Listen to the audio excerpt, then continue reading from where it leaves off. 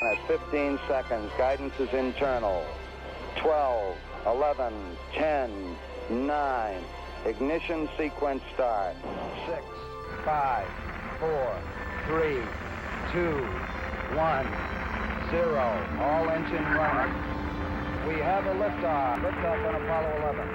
Jaz sem gledala to na televiziji leta 1969 in sicer v Ljubljani.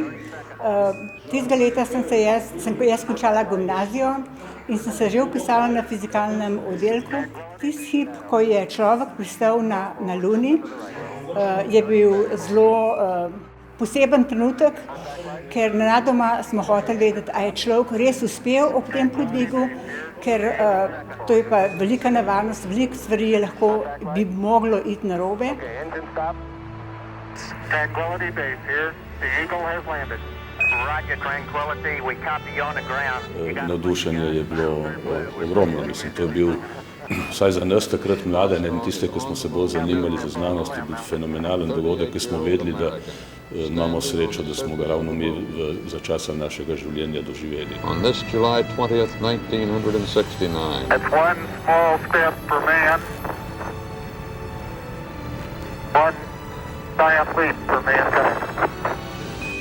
Zame je bilo to nekaj izrednega, ker Ameriki je uspel takrat povedati vsej zemlji, da je to bil uspeh človeštva in ne samo ameriškega naroda ali pa tistih znanstvenikov ali pa tistih astronautov. Pač mi smo se čutili, da je, vsaj jaz sem se čutila kot 19-letna mlada punca, da smo mi del tega uspeha, tako da Ameriki je uspel to deliti s človeštvom in to je bila ena širokogrudna stvar po mojem mnenju. Pomen je bil ogromen v vseh segmentih družbe, ne samo v znanstvenem in tehnološkem, ampak vse segmente družbe je prišla zavest, da je človeštvo sposobno zapustiti zemljo in se vsaj zaenkrat izstopiti na Luni, na drugem ali mogoče kdaj kasneje na drugem planetu.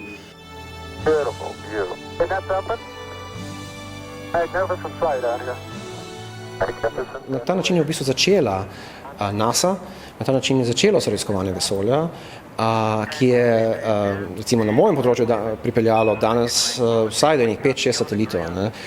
Samo na mojem ozkem področju in vsako leto NASA pošlje kakšen znanstveni satelit v nebo, ki raziskuje.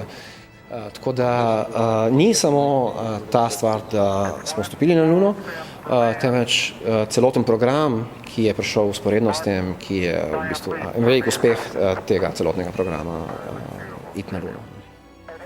I think the moon landing that happened 50 years ago, I think its greatest importance lies in the fact that it elevates the entire humanity beyond any nation or any Cold War or anything that we might think of.